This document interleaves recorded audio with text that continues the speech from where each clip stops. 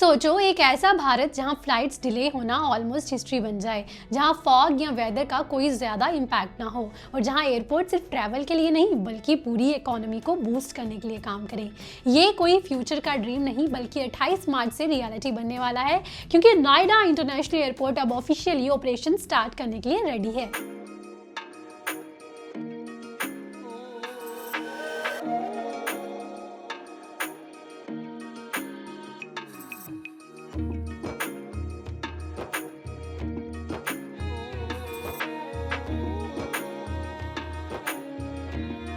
ये project India का सबसे एम्बिशियस एविएशन प्रोजेक्ट में से एक माना जा रहा है, जो सिर्फ एक एयरपोर्ट नहीं बल्कि एक विजन है, फ्यूचर इंडिया का विजन। दिल्ली एनसीआर के लोग अच्छे से जानते हैं कि इंदिरा गांधी इंटरनेशनल एयरपोर्ट पे कितना हैवी ट्रैफिक होता है, स्पेशली पीक आवर्स और विंटर्स के टाइम जब फॉग की वजह से फ्लाइट्स डिले या कैंसिल हो जाती हैं।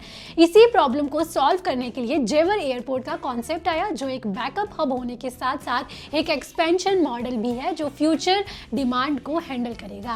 जेवर एयरपोर्ट का स्केल समझना भी इंपॉर्टेंट है, क्योंकि ये एयरपोर्ट लगभग 1334 हेक्टर में स्प्रेड है, जो इसे इंडिया के सबसे बड़े एयरपोर्ट्स में से एक बनाता है। इसका रनवे करीब 3900 मीटर लंबा है, जो लार्ज इंटरनेशनल एयरक्राफ्ट्स के लिए परफेक्ट है और फ्यूचर में इस एयरपोर्ट को और एक्सपैंड करने का प्लान है, जिससे ये एक ग्लोबल एविएशन हब बन सके। लेकिन जो चीज़ इस एयरपोर्ट को ट्रूली स्पेशल बनाती है वो है इसकी एडवांस टेक्नोलॉजी, स्पेशली ILS यानी इंस्ट्रूमेंट लैंडिंग सिस्टम। ये सिस्टम पायलट्स को लो विजिबिलिटी कंडीशंस में भी सेफ लैंडिंग और टेक ऑफ करने में हेल्प करता है।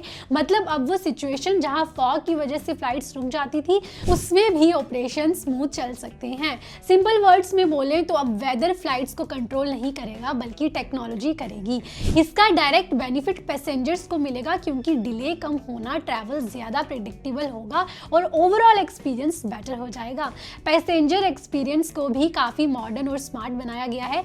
यहाँ digital check in system, fast security clearance और बेटर क्राउड मैनेजमेंट जैसे फीचर्स होंगे, जिससे एयरपोर्ट पे वेटिंग टाइम कम होगा और प्रोसेस स्मूथ रहेगा।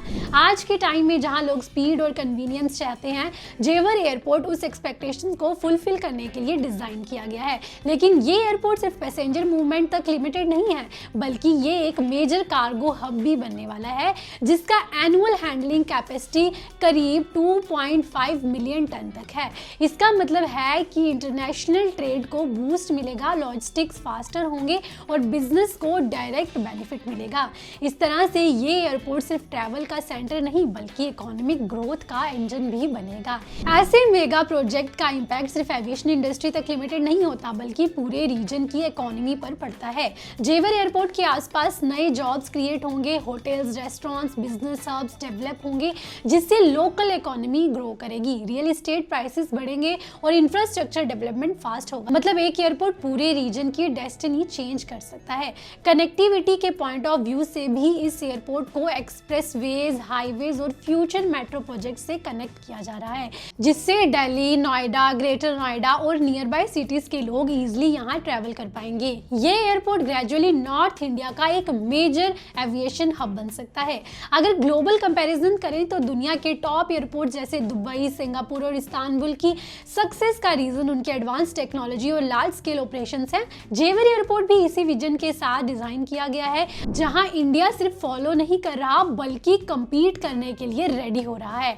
ये एयरपोर्ट मल्टीपल फेसेस में डेवलप होगा और फ्यूचर में इसमें और रनवे और पैसेंजर कैपेसिटी ऐड की जाएगी, जिससे ये एक ग्लोबल ट्रांजिट हब बन जाएगा। आज जो हम देख रहे हैं वो सिर्फ स्टार्टिंग है, असली स्केल तो फ्यूचर में सामने आएगा।